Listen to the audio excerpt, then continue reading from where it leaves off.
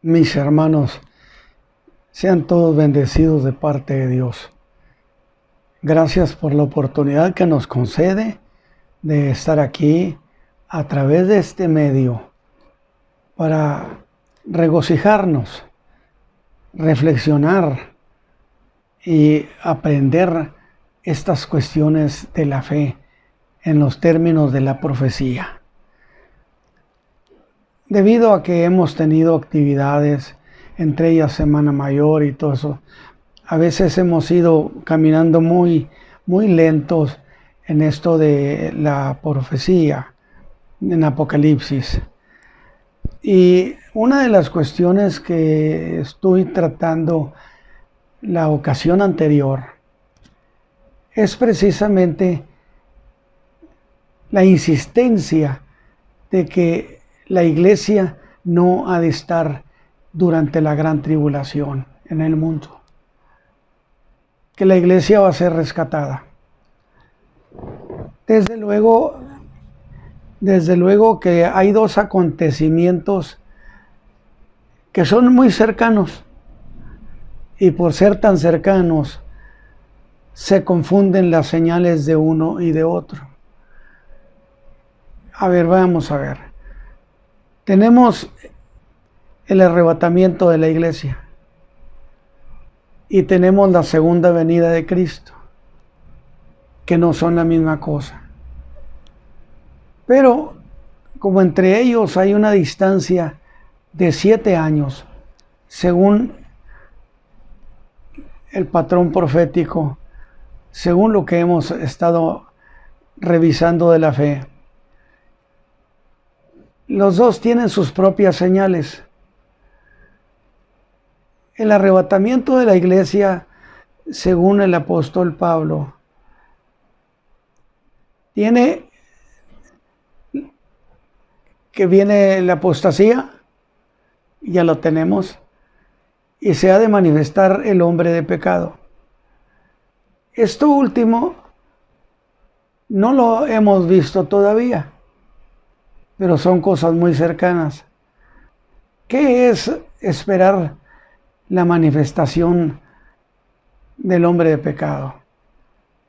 Bueno, manifestación es precisamente el hecho de hacerse público, de manifestarse, de presentarse. Y llegará un momento cuando habrá un hombre que empiece a ser muy significativo, porque empiece a ser muy atractivo para las naciones del mundo, como un hombre muy capaz de resolver conflictos muy complicados y resolver problemas que las naciones han tenido a veces por milenios y que no se han resuelto. Ese hombre será un hombre muy capaz, muy astuto, dice, y muy entendido en dudas, dice Daniel. Lo que quiere decir entonces que estas dos cosas son señales del arrebatamiento de la iglesia. Aquí nos falta solamente el caso del hombre de pecado.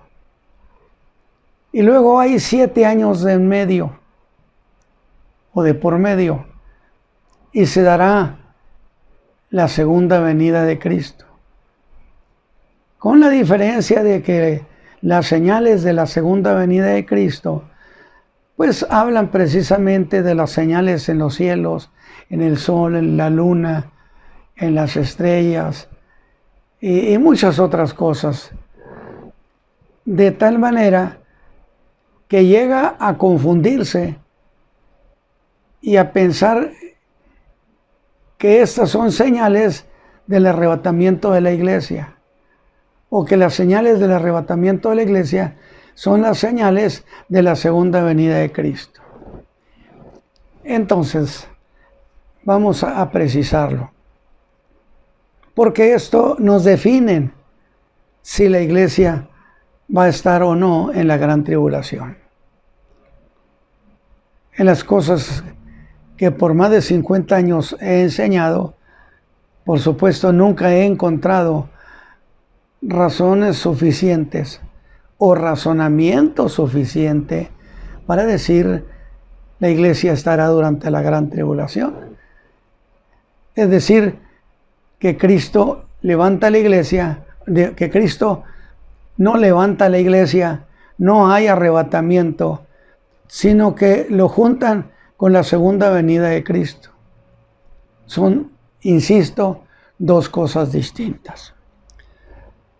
Y precisamente para establecer esa distinción, yo le he dado mucha importancia, a grado tal que me brinqué el capítulo 11, en el cual estábamos haciendo nuestra entrada, y me fui hasta el capítulo 12 de Apocalipsis. ¿Por qué razón?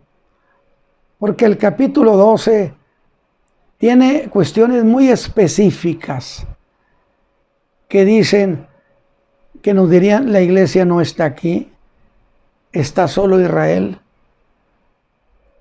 Esa persecución del dragón no es contra la iglesia, porque la iglesia está con el Señor. De tal manera que esas cosas nos ayudan a definir. Y una de las cuestiones que traté es precisamente el capítulo 12, donde se enseña que la iglesia es juzgada. Capítulo 12. ¿De dónde saco que es juzgada? Bueno, porque en un juicio hay un fiscal, hay un juez y se dictan sentencias. Y en el Apocalipsis 12, usted encuentra que Satán se ha ido hacia el cielo, donde la iglesia ha sido levantada. Y dice Apocalipsis 12, acusaba a nuestros hermanos día y noche. O sea, tiempo completo.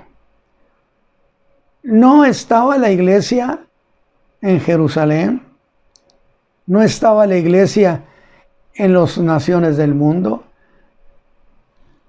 La iglesia estaba con el Señor, y allí se hizo ese juicio de la iglesia. Usted puede encontrarlo fácilmente, capítulo 12 del juicio de la iglesia, donde dice que le han vencido. De tal manera que Satán es el fiscal, muy terrible, implacable.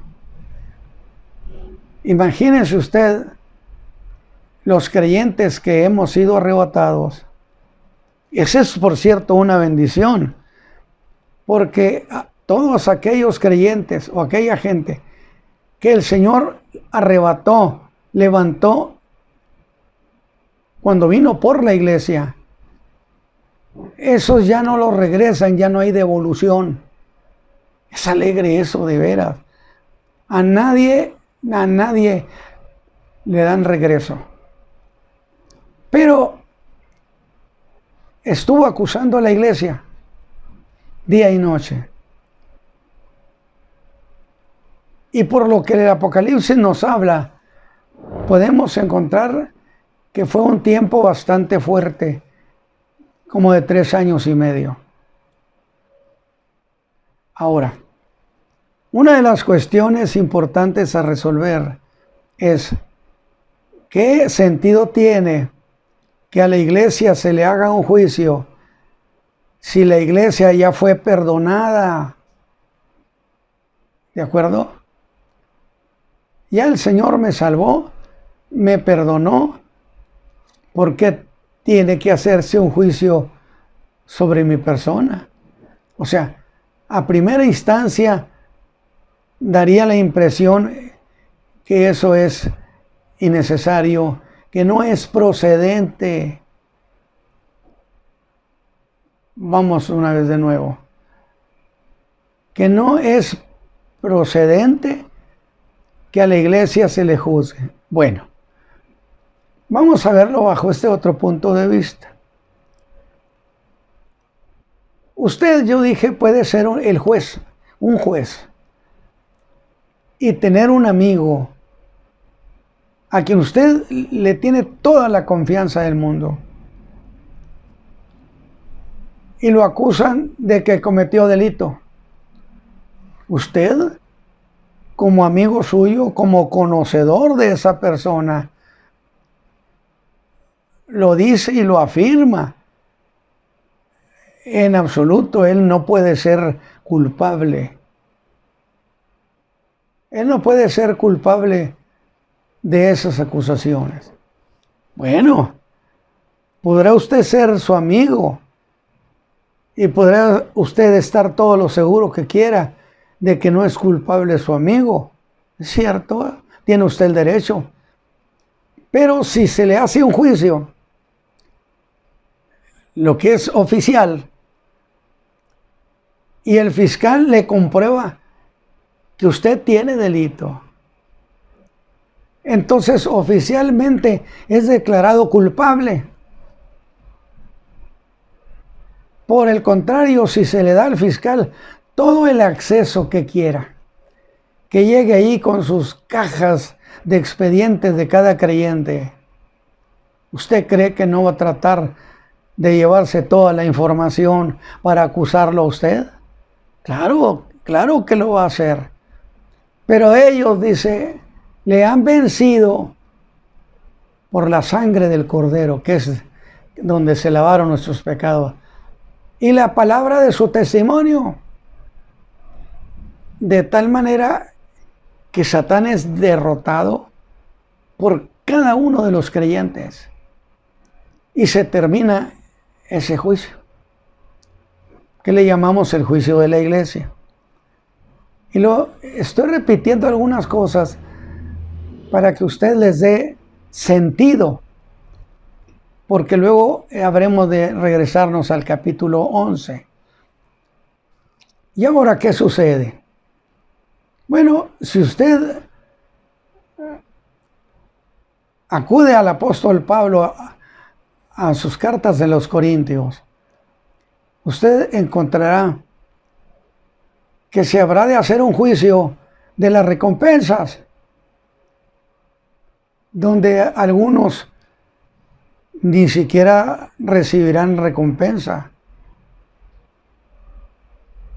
¿Por qué? Porque es por su trabajo, por lo que usted ha hecho. Y no estoy hablando de salvación por méritos. No. Ya esos creyentes ya son salvos, estamos con Cristo. Pero hay una labor que se nos encargó a cada creyente y tendremos que responder por el trabajo que hicimos, el cómo lo hicimos o si lo dejamos de hacer. Porque nadie se puede presentar al Señor. Nadie se puede presentar al Señor con un trabajo incumplido.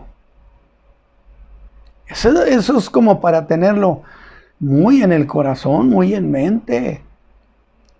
Es decir, no puede usted presentarse y decirle: Señor, hice algo del trabajo, pero no lo terminé.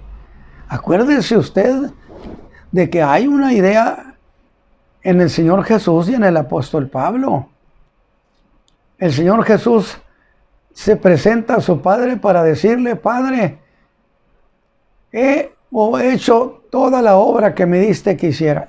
He acabado la obra que me diste que hiciera. Es decir, no queda nada pendiente. Qué interesante que el Señor Jesús se presenta con el informe de que no dejó nada pendiente de lo que Él le había encargado que hiciera. Yo no sé qué esto signifique para usted. Yo me imagino que tiene que significar bastante responsabilidad. Ahora, el apóstol Pablo dice: he acabado la obra que me dio que hiciera. Desde Jerusalén hasta el Ilírico lo he llenado del Evangelio. Y habrá de decir: solo me espera a mí la corona de vida. He acabado el trabajo que el Señor me encargó. Si esto no plantea o presenta una referencia para usted, necesita pensarlo, porque establece la referencia de que el creyente tiene un trabajo que hacer y que no puede darse el lujo de presentarse al Señor sin haber terminado el trabajo. Yo digo que este es un asunto bastante serio. Y entonces a ese le llamamos el juicio de las recompensas, porque la Biblia lo enseña. Y claro, la interpretación de muchos de los hermanos, que son unos buenos intérpretes, dicen: es que ya se terminó el juicio de la iglesia y con toda justicia el Señor o el Padre a nadie le otorgó ningún premio, porque procedía que primero juzgara a la iglesia. Y cuando el creyente saliera completamente limpio, entonces ahora sí procedería que se hable de recompensarlo por su trabajo. O sea, tiene un sentido de lógica que así se hagan las cosas. Y dentro de esa lógica, pues usted sabe que Satán habrá de querer participar e intervenir. No lo dice así el pasaje que estoy leyendo. Lo que sí es cierto es que en ese momento se desata un gran conflicto en el cielo. Allá donde Satán estuvo, terminó el juicio de la iglesia, vencedores todos. Y entonces ahora se hace un gran combate, dice: y lidiaba el dragón y sus ángeles, y Miguel y los ángeles y sus ángeles. Es decir, dos batallones se dieron en fortísimo conflicto. ¿Y en qué terminó esa batalla? Terminó esa batalla en que el arcángel Miguel y sus ángeles expulsaron a Satán y a sus ángeles del cielo. Y ahora aquí quiero hacer otra precisión. Grábesela. Cuando Satán hizo su primer rebelión, que fue cuando arrastró la tercera parte de las estrellas, como dice la Apocalipsis, arrastró la tercera parte de las estrellas de Dios, en referencia a que arrastró, convenció a la tercera parte de los ángeles de Dios. Y que la Biblia sabemos que son millones de millones los ángeles que sirven a Dios. Y los ángeles que siguieron a Satán, pues indiscutiblemente son una multitud bastante significativa. Pero no pudieron, no prevalecieron. Y entonces, acuérdese, cuando Satán se revela en origen, la primera vez, vamos a decir, Dios lo expulsa de su presencia y del cielo. y a sus ángeles también los expulsa. Y según la carta a los Efesios del apóstol Pablo, los envió, ahora sí, les dio como casa de arraigo los aires.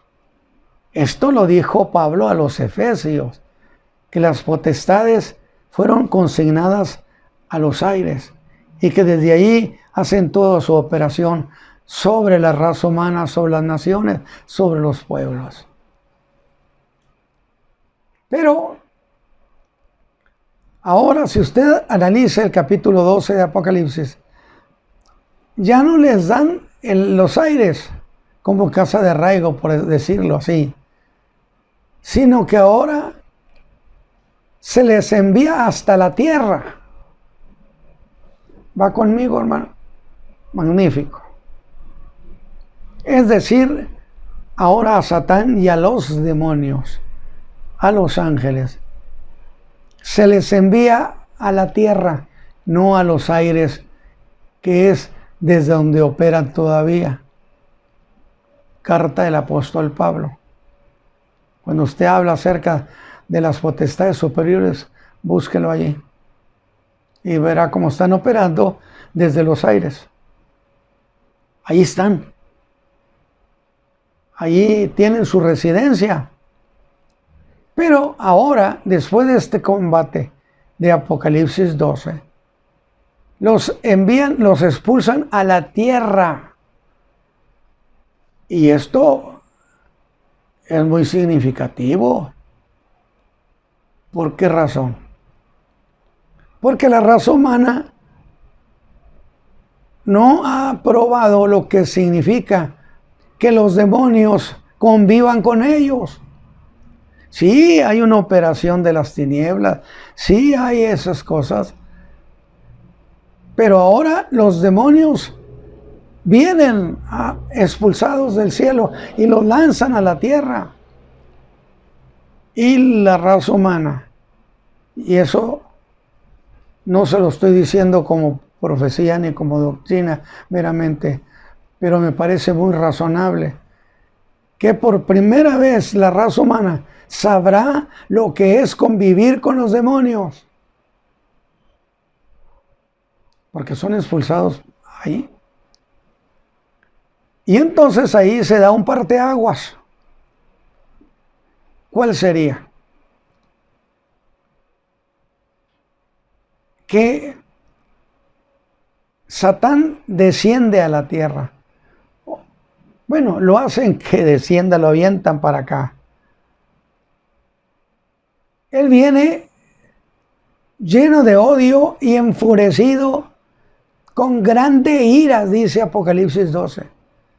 Le pido que si usted tiene Biblia, separe Apocalipsis 12 y léalo una vez y otra vez. Viene con grande ira. ¿Por qué tan enojado? Porque dice Juan, porque él sabe que le queda poco tiempo. Pues, por así decirlo, le quedarían, ¿qué? 3 años y medio. Le quedaría todo el tiempo de la gran tribulación. Porque cuando Cristo reine, Él estará encerrado 1000 años. Así que imagínense, le queda muy poquito tiempo. Y entonces, cuando Él llega a la tierra, surge justamente el caballo bermejo. Aparece en los términos de caballo bermejo esa ira. Y es cuando empieza la gran tribulación. Porque hasta el caballo bermejo ha habido 3 años y medio del caballo blanco, donde no hubo guerra, no había conflictos de esos. Hasta se dice que había cierta paz. Y cierta paz por el hecho de que no porque a Satán le interese la paz, sino porque al no tener actividad diabólica en la tierra, la raza humana se mantenía con paz. Pero ¿qué es la ausencia de Satán? No la paz de Dios. Ahora, viene con grande ira. ¿Y qué viene a hacer? Es que en el capítulo 12 empezó diciendo que Juan tuvo una visión en el cielo y una grande señal apareció en el cielo, una mujer vestida de sol y la luna y debajo de sus pies y sobre su cabeza una corona de 12 estrellas, que estaba por dar a luz. Aquí el apóstol Juan entra y dice, había una señal en el cielo, era esto así, así, así, y describe prácticamente a Israel, prácticamente describe a Israel, de quien vino el Salvador, el Mesías. ¿Y qué es lo que sucede cuando Él regresa? Empieza una grande persecución, viene contra esa mujer, que es el pueblo de Israel, no es la iglesia. No es la iglesia, es el pueblo de Israel. Porque dice que la mujer dio a luz y el dragón estaba al pendiente para devorarlo. Y estando encinta clamaba con dolores de parto y sufría tormento por dar a luz. Y fue vista otra señal en el cielo, y aquí un grande dragón bermejo, igual que el del caballo bermejo, que tenía 7 cabezas y 10 cuernos, y en sus cabezas 7 diademas. Esas 7 cabezas se consideran 7 imperios, aunque Daniel no nos habla de más que de 4. La estatua de Nabucodonosor era empezando por Babilonia, luego el imperio medo-persa, luego el imperio griego y luego el imperio de la bestia espantosa, el imperio romano. 4. Y entonces, ¿de dónde saca 7 cabezas? Bueno, porque no ha habido solamente estos imperios. Tenemos en el tiempo antiguo el imperio egipcio, que fue un gran imperio. Luego el imperio asirio. Y los otros 4 ya serían 6. ¿Y dónde completamos los 7? Los intérpretes hablan de la Roma caída y luego la Roma restaurada. Y esta es una muy buena ilustración, que por cierto voy a hacer una aclaración. He oído mucho a enseñadores, predicadores decir, Roma será revivida. Yo le pregunto, pues ¿cuándo se murió? Porque mi Biblia no dice revivida, dice sanada. Y los muertos no sanan. Los muertos tienen que resucitar.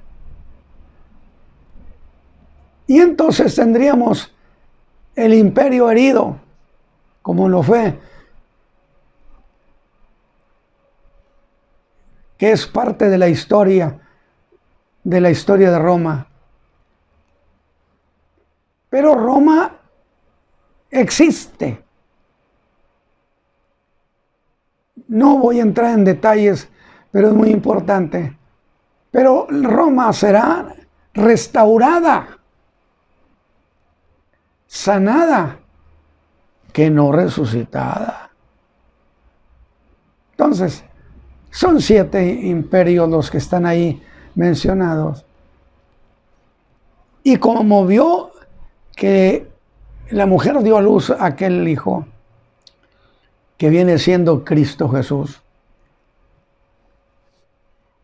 nacido del pueblo de Israel, y que dio a luz al Señor Jesús, al Rey. Pero este fue arrebatado, levantado para el trono de su Padre. Y entonces se puso tan furioso. Y cuando vio el dragón, que él había sido arrojado a la tierra, persiguió a la mujer que había dado a luz al hijo varón. ¿Dónde encuentra usted que está persiguiendo a la iglesia? Se hace una persecución precisamente sobre esa mujer que es Israel. La iglesia no está aquí, la iglesia ya estaremos con el Señor. Y dice que a la mujer le fueron dadas de águila para que la sostengan, la mantengan. Un tiempo, 1 año. Tiempos, 2 años. La suma son 3 años y la mitad de un tiempo. Tiempos y la mitad de un tiempo del versículo 14 de Apocalipsis 12.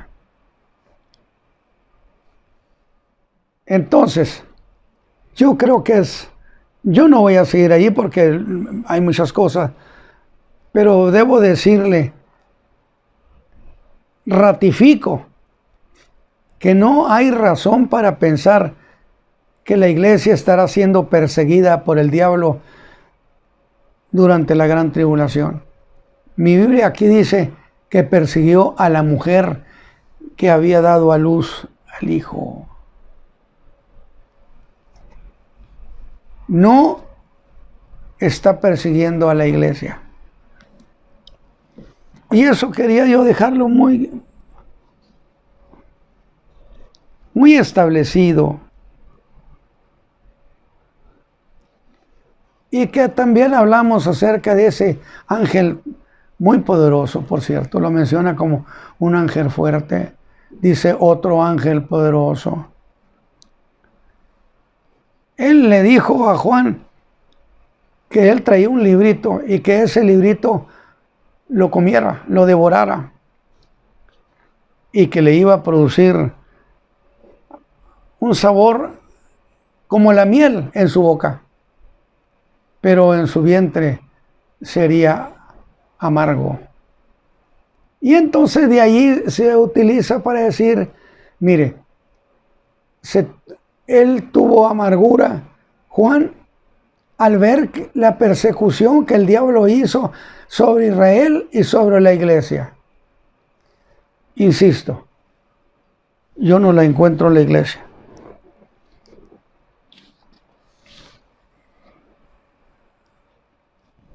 Lo que sí quiero enfatizar, porque estamos retomando otra vez por las veces que estuvimos ausentes, que hubo otras actividades. Sí me interesa, por supuesto, decir que todo esto que estamos estudiando, desde el 4 hasta el 19 de Apocalipsis, viene siendo el cumplimiento de la semana 70. Acuérdese usted, Daniel capítulo 9. Le dijo el ángel, 70 semanas están determinadas sobre tu pueblo y tu santa ciudad. 70 semanas están bajo decreto. Y las 70 semanas son asuntos de incumbencia exclusiva de tu pueblo Israel y de la santa ciudad. Para que nadie se quiera incluir cuando que no lo han llamado. O sea, eso me parece a mí muy razonable.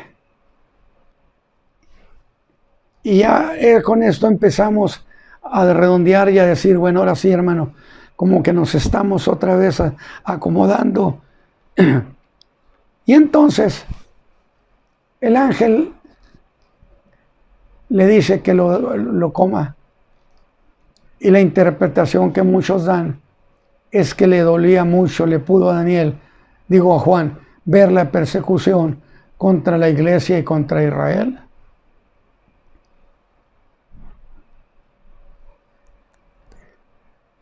Y yo quiero pedirle que usted esté muy pendiente de esto. Y ahora sí, nos lanzamos al capítulo 11. Capítulo 11 de Apocalipsis. Dice el capítulo 11, que es a donde habíamos hecho el abandono, que es continuación, por supuesto, del capítulo 10. El final del capítulo 10 le dicen a Juan que comiera ese libro y le dijeron que tenía que era necesario que profetizara otra vez a muchos pueblos, a gentes y lenguas y reyes. Que profetizara otra vez. Pues cuando profetizó Juan a naciones, a pueblos, a reyes, ¿cuándo? Es una referencia a la profecía de Daniel. Por eso Apocalipsis y Daniel tienen tanta semejanza. De tal manera entonces que esto que venía, esa profecía que venía en el librito, nada tiene que ver con el libro del capítulo 5. Es cosa distinta. El capítulo que dice que era un libro sellado con 7 sellos, es decir, estaba cerrado, mientras que este otro está abierto. Es un librito abierto. ¿Qué era de qué? De profecía. De profecía. Seguía siendo profecía, pero más particularmente de los tiempos contemporáneos. De tal manera que lo que él escribe aquí en Apocalipsis es exactamente lo mismo que volver a profetizar a pueblos, a naciones y a reyes. Y ahora sí, dice Juan, y me fue dada una caña semejante a una vara, y se me dijo, levántate y mide el templo de Dios. Mire qué interesante, que ya aquí en el capítulo nos encontramos con un templo y que resulta que es el templo de Dios. ¿En dónde? En Jerusalén. ¿El templo donde se hacía culto a Dios? Sí, exactamente. Y mide el templo, el altar y a los que adoran en él. Oiga, ¿no le dice esto que había culto de adoración?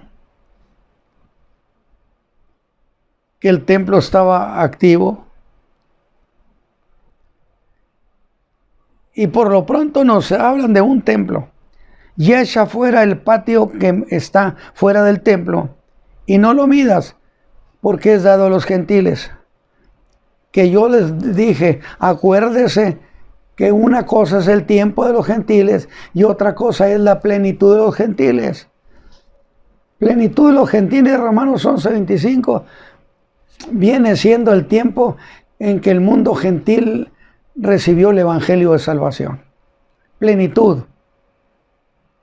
Mientras que Lucas 21:24 habla del tiempo de los gentiles, que es todo el tiempo, desde el tiempo de Nabucodonosor hasta que Cristo venga, el Hijo de David, y establezca el reino, establezca su trono. cosa que sucederá en su segunda venida.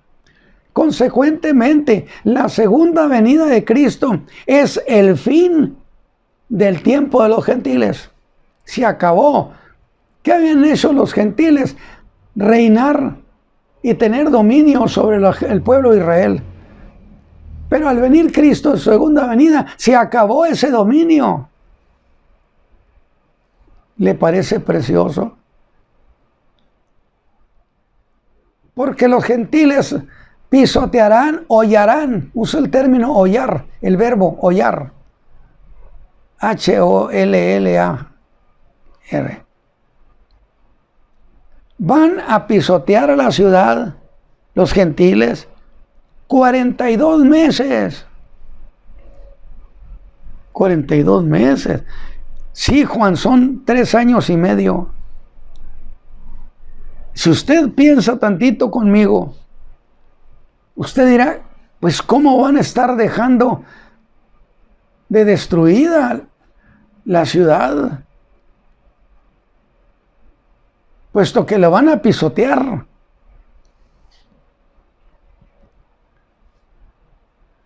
Y luego de repente le habla y le dice, y luego voy a dar a mis 2 testigos, y ellos profetizarán por 1260 días. 1260 días, que vendrían siendo 3 años y medio. Note usted, note el contraste. Los gentiles pisotearán, hollarán la ciudad 3 años y medio, expresado en términos de 42 meses. Y el versículo 3 habla de que llegan 2 profetas, 2 testigos de Dios, y que ellos, su ministerio es profetizar. Y ellos van a estar en Jerusalén también, en este tiempo de conflicto tan grave, donde Jerusalén, donde la ciudad esté quedando destruida, pisoteada, menospreciada. Y así como aquellos gentiles 42 meses estarán haciendo de las suyas, estos predicadores, estos profetas, estarán profetizando 1260 días, que son 42 meses. Note usted que lo pone en contraste, el 2 frente al 3. El 2 dice, estos van a hacer esta maldad. Y el 3 va a decir, estos otros van a venir y van a marcar la profecía. Que indiscutiblemente será una profecía, por un lado, de arrepentimiento a los judíos, sin duda, y por otro lado, de reprensión al mundo infiel. Y hemos hecho entonces nuestra entrada al capítulo 11, que me parece de mucha utilidad preguntar. En primer lugar, yo diría, un templo, ¿a qué horas lo construyeron? Es solamente una pregunta. El capítulo 11 me parece de gran utilidad, y lo primero que hago es hacer una pregunta.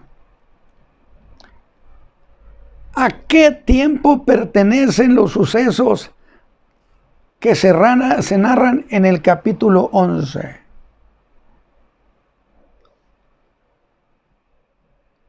Porque hay que coger este capítulo 11 y decir, lo voy a poner aquí. Corresponde a la semana 70.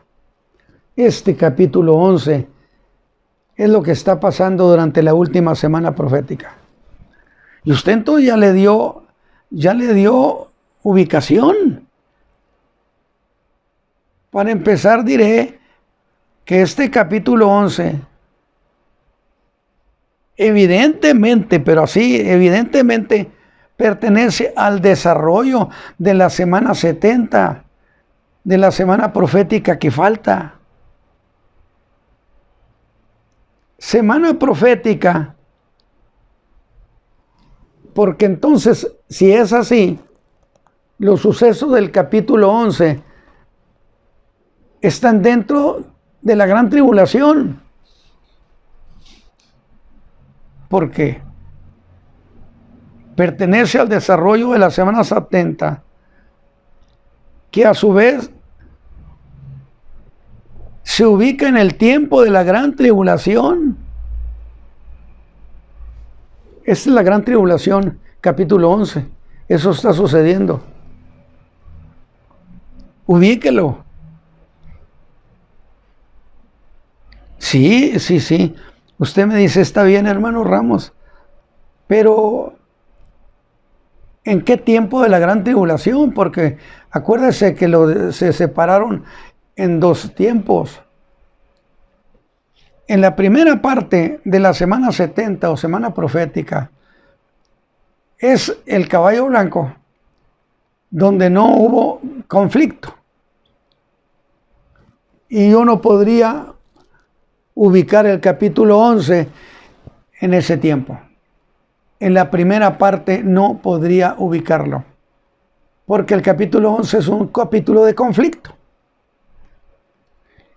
Entonces, como la gran tribulación empieza específicamente con el caballo bermejo, entonces, consecuentemente, el capítulo 11 es consistente y coincidente con la aparición del caballo bermejo, que es cuando empieza la gran tribulación, porque dice que empiezan las guerras en el mundo. Satán viene, decía un viejito, viene hecho un demonio, definitivamente. Entonces, ¿en qué tiempo de las 7 años? ¿En qué tiempo? Si son 7 años, de los cuales 3 años y medio están representados por el caballo blanco y su jinete. Y en ese tiempo no hubo este tipo de problema. Consecuentemente, el capítulo 11 no lo podemos mandar de compañía allá donde está el caballo blanco, pero sí a partir del caballo bermejo. El del caballo blanco es tiempo de paz. Pero luego, la violencia del capítulo 11 nos permiten ubicar ese capítulo 11. ¿Sí? O mejor dicho, no nos permite ubicar ese capítulo 11 en tiempo de paz. Porque el 11 no es de paz. Y los 3 años y medio eran de paz. ¿Y cuánto tiempo fue esa persecución? 42 meses, 3 años y medio. Pues entonces quiere decir que a partir de la gran tribulación, cuando el caballo bermejo representa esa gran tribulación, empieza también a correr el capítulo 11. Yo no sé si usted va conmigo. Es más, no sé ni qué tiempo tengo. No, bien.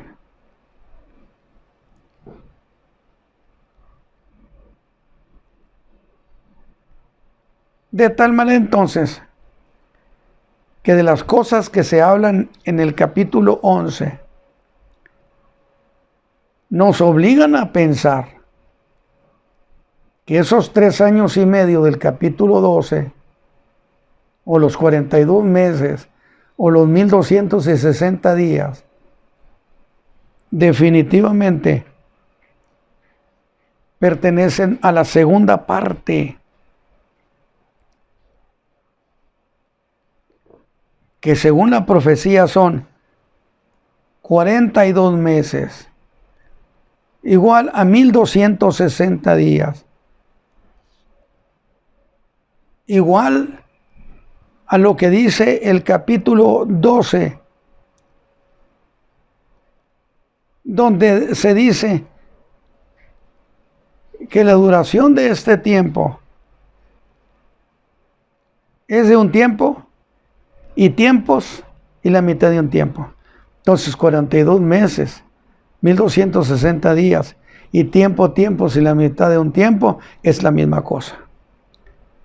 Por consecuencia, el capítulo 11 lo tenemos que colocar en la segunda mitad de esos 7 años de gran tribulación.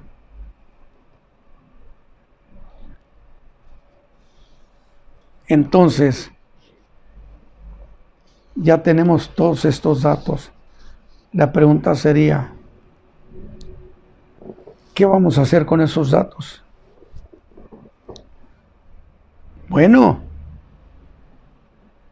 coinciden con el inicio del capítulo 11, que es el tiempo, dije, cuando aparece el caballo bermejo.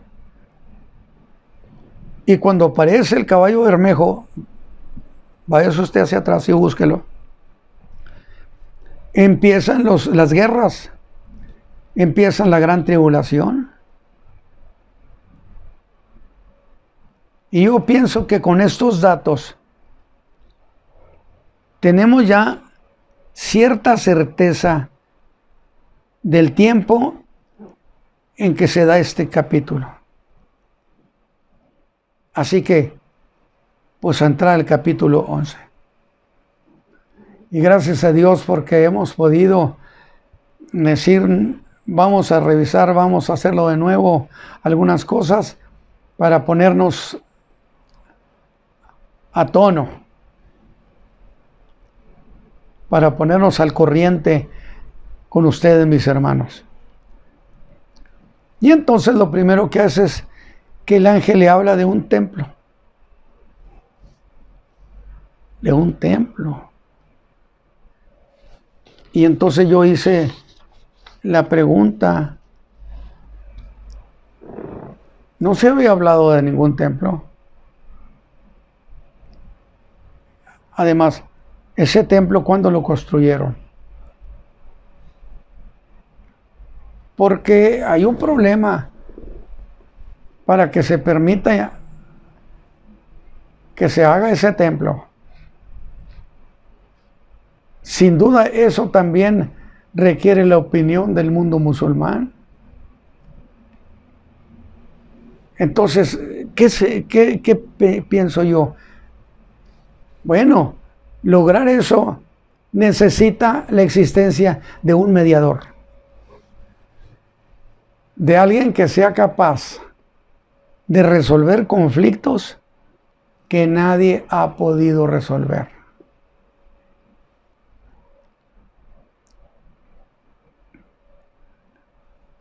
Dice Juan en el capítulo 11, versículo 1 al 2, y me fue dada una caña semejante a una vara, y se me dijo, levántate y mide el templo de Dios y el altar y a los que adoran en él. Ve usted, había un templo reconocido por la misma profecía, dice, es el templo de Dios. Había culto de adoración, puesto que había adoradores. Consecuentemente, había una actividad en ese templo. Levántate, mídelo. Mide el templo de Dios y el altar y a los que están y a los que adoran en él.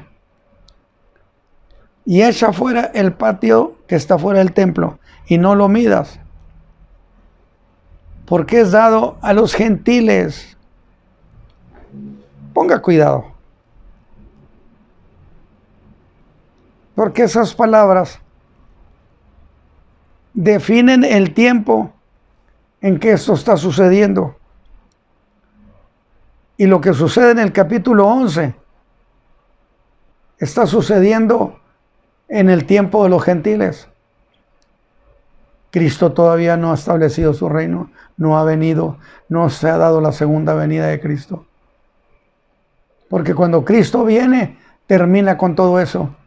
Y Él reina sobre todas las naciones. Por eso dije que esas palabras definen el tiempo dado a los gentiles. Ahora, ¿por qué dar espacio a los gentiles? ¿Por qué darles lugar, darles espacio? Pues porque todavía es el tiempo de los gentiles. Y además, porque los gentiles tienen dominio, pues ese es el asunto. Según Lucas 21:24, a diferencia de Romanos 11:25, la plenitud de los gentiles no es lo mismo. Dice, y hollarán la ciudad santa 42 meses. O sea, 3 años y medio, a partir del caballo bermejo. El caballo bermejo es el momento cuando empieza la gran tribulación, cuando empiezan las guerras, los conflictos. Satán ha descendido con grande ira y vienen tiempos difíciles. Yo creo que el tiempo ya se nos está acabando, se nos acabó definitivamente. A partir del caballo bermejo,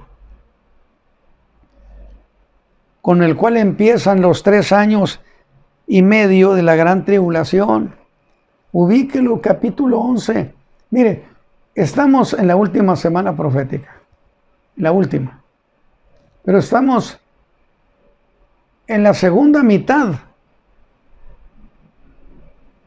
Es decir, a mitad que empezó a contar a partir del caballo bermejo y que coincide con la venida furiosa de Satán. Y de tal manera que ahora empiezan las guerras. Principio de la gran tribulación. Y hay una pregunta que luego tendríamos que ver. Aquí hay un templo en el capítulo 11. Me va a preguntar, ¿y quién lo hizo?